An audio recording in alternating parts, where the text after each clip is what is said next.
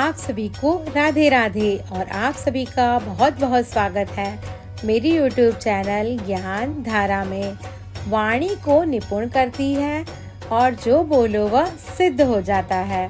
महाविद्या माँ मातंगी की पूजा आराधना करने से। तो आइए जानते हैं आज गुप्त नवरात्रि के 9वें दिन महाविद्या माँ मातंगी की कथा के बारे में, पूजा विधि, महत्व, माँ को भोग में क्या लगाएं और मंत्र के बारे में, और महाविद्या माँ मातंगी के स्वरूप के बारे में। तो बोलिए जय माता दी। गुप्त नवरात्रि का 9वां दिन माता मातंगी को समर्पित है। ऐसी मान्यता है कि इंद्रजाल और जादुई शक्ति से छुटकारा पाने के लिए माता मातंगी की पूजा अर्चना की जाती है। माता मातंगी को वैवाहिक जीवन को खुशहाल और समृद्ध बनाने वाली देवी भी कहा गया है। पूरी श्रद्धा और आस्था के साथ माता मातंगी का पूजन करने से वैवाहिक जीवन सुखी रहता है और परेशानियों से छुटकारा मिलता है। माता मातंगी का संबंध कई प्रकार की तंत्र क्रियाओं और विद्याओं से है।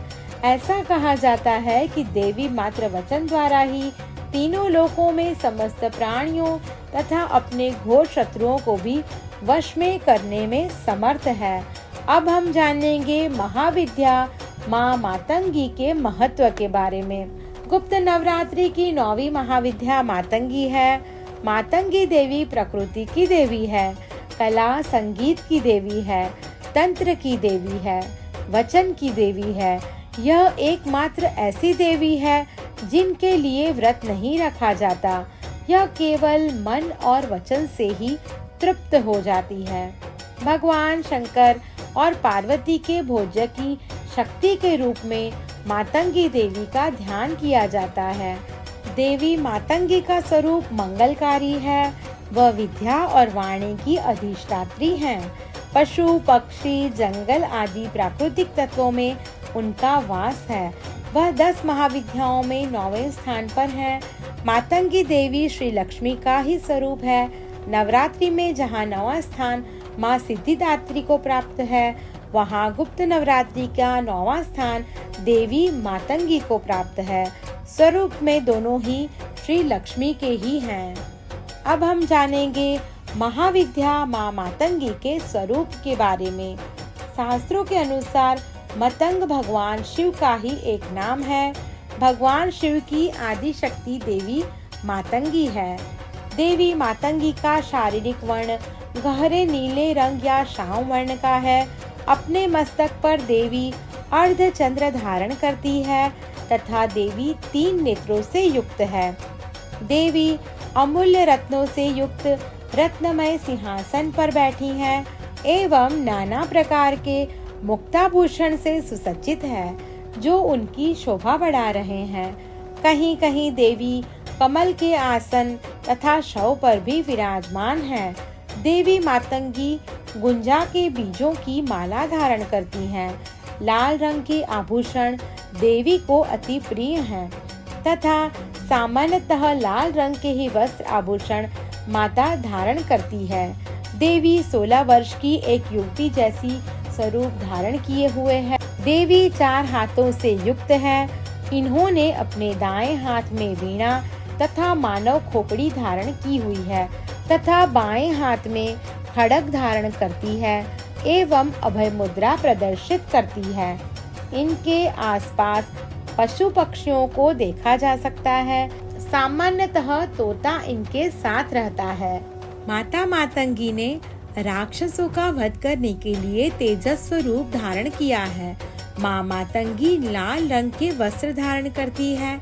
इनकी सवारी सिंह है और यह अपने पैरों में लाल पादुका और गले में लाल माला धारण करती हैं। माँ मातंगी के हाथ में धनुष, बाण, शंख, कटार, छत्र, त्रिशूल, अक्षमाला आदि विराजमान है।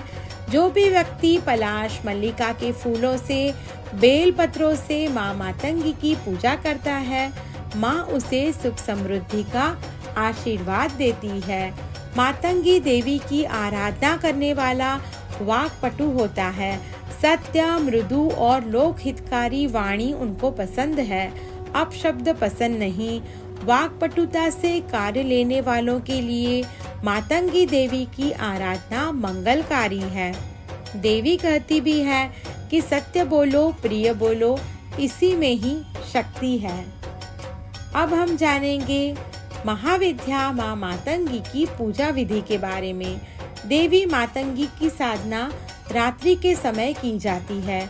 इसे हमेशा रात्रि में ही आरंभ करना चाहिए। महाविद्या माँ मातंगी की पूजा करने के लिए सबसे पहले स्नान करके पश्चात लाल रंग के वस्त्र धारण करें। अब अपने घर के किसी एकांत कक्ष या पूजा के कमरे में पश्चिम दिशा की ओर मुख करके बैठ जाएं। बैठने के लिए हमेशा लाल रंग के ऊनी आसन का ही प्रयोग करें। अब अपने सामने एक लकड़ी की चौकी रखें और उस पर गंगा जल छिड़क कर उसे शुद्ध कर लें। अब इस चौकी पर लाल रंग का वस्त्र बिछाएं। माँ मातंगी की साधना में मातंगी की तस्वीर या फिर यंत्र और लाल मूंगा माला बहुत ही महत्वपूर्ण होती है। अगर आपके पास ये सभी चीजें उपलब्ध नहीं है तो किसी तांबे की प्लेट में स्वस्तिक का निर्माण करें और उसके ऊपर एक सुपारी स्थापित कर दें और इस सुपारी को ही यंत्र मानकर पूजा करें। अब माँ मातंगी की तस्वीर के सामने शुद्ध घी का दीपक जलाएं और माँ को लाल रंग के फूल अर्पित करें। अब देवी मातंगी के कवच का पाठ करें। साधक को माँ मातंगी की साधना करने की जानकारी को गोपनीय रखना चाहिए। 11 दिनों के बाद पूजा करने के पश्चात हवन करें। हवन में पलाश के पुष्प, शुद्ध घी, हवन सामग्री को मिलाकर रखें। अब इन सभी चीजों से हवन कुंड में श्रद्धा पूर्वक आहुति दें। हवन पूर्ण करने के बाद मातंगी यंत्र को अपने घर के मंदिर या तिजोरी में लाल वस्त्र से लपेटकर 1 वर्ष के लिए रख दें। पूजा में बची हुई पूजा सामग्री को किसी बहती हुई नदी में प्रवाहित कर दें या फिर किसी पीपल के पेड़ के नीचे रख दें। इस प्रकार से गुप्त नवरात्रि में माँ मातंगी की साधना करने से माँ मातंगी प्रसन्न होती है और साधक के ऊपर माँ मातंगी देवी की कृपा हमेशा बनी रहती है। महाविद्या माँ मातंगी की साधना करने से मनुष्य को जीवन में ज्ञान, धन, सम्मान, प्रतिष्ठा की प्राप्ति होती है। इनकी साधना पूर्वक पूजा करने से मनुष्य के जीवन से दरिद्रता दूर होती है और कभी भी धन की कमी नहीं होती। अब हम जानेंगे महाविद्या माँ मातंगी के मंत्र के बारे में। तो पहला मंत्र है क्रीम ह्रीम मातंगी ह्रीम क्रीम स्वाहा। इस मंत्र का जो भी जप करता है वो निर्भय हो जाता है और सभी प्रकार के सुखों की प्राप्ति करता है। और दूसरा मंत्र है ओम ह्रीम क्लीम हुम मातंगिये फट स्वाहा। मान्यता के अनुसार जो भी व्यक्ति सच्चे मन से माता मातंगी की पूजा और मंत्र साधना करता है, माता उस पर प्रसन्न होती है, साथ ही सभी प्रकार के दुख और दारिद्रता से मुक्ति दिलाती है। अब हम जानेंगे महाविद्या माँ मातंगी को भोग में क्या लगाएं। महाविद्या माँ मातंगी को भोग में विभिन्न प्रकार के भोग लगा सकते हैं। इससे वैभव एवं यश मिलता है। इस दिन पूजा के दौरान माँ को नारियल से बनी मिठाई का भोग लगाएं और बाद में सभी में वितरण कर दें। इससे वैवाहिक जीवन में आ रही सभी परेशानियां दूर होंगी। अब हम जानेंगे महाविद्या माँ मातंगी की कथा के बारे में। पौराणिक कथा के अनुसार एक बार भगवान विष्णु माता लक्ष्मी के साथ भगवान शिव और माता पार्वती से मिलने के लिए कैलाश पर्वत पर पहुँचे। भगवान विष्णु अपने साथ कुछ भोजन सामग्री लेकर आए जो उन्होंने भगवान शिव को भेंट की। जब भगवान शिव और माता पार्वती भगवान विष्णु की भेंट स्वीकार कर रहे थे तो उस दौरान भोजन का कुछ अंश धरती पर गिर गया, जिससे एक श्याम वर्ण वाली दासी ने जन्म लिया जो कि मातंगी नाम से जानी गई। कुछ अन्य कथाओं के अनुसार ऋषि मतंग की पुत्री होने के कारण उनका नाम मातंगी पड़ा। उन्हें भगवान विष्णु की आद्य शक्ति भी माना जाता है। मान्यता है कि एक बार देवी पार्वती की पूजा आराधना करने के दौरान चांडाल महिलाओं ने उन्हें अपना ही जूठन का भोग लगाया, जिस पर देवगण और शिवगण नाराज हो गए। लेकिन मां पार्वती ने उनकी भक्ति देख उस जूठन के भोग को ग्रहण कर लिया। तभी से मां पार्वती का एक स्वरूप मातंगी कहलाया।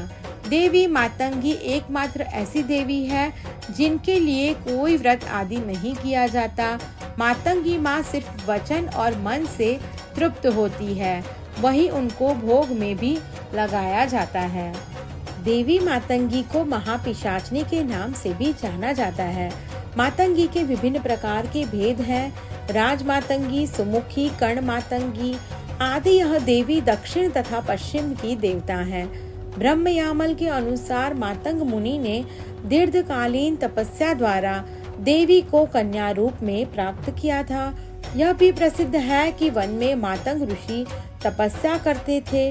क्रूर विनाशकारी शक्तियों के दमन के लिए उस स्थान में त्रिपुर सुंदरी के चक्षु से एक तेज निकल पड़ा। तब देवी काली उसी तेज के द्वारा श्यामल रूप धारण करके राजमातंगी के रूप में प्रकट हुई। भगवान शंकर और माता पार्वती के भोज्य की शक्ति के रूप में मातंगी देवी का ध्यान किया जाता है। मातंगी देवी को किसी भी प्रकार के इंद्रजाल और जादू को काटने की शक्ति प्रदत्त है। देवी मातंगी का स्वरूप मंगलकारी है। वह विद्या और वाणी की अधिष्ठात्री देवी है।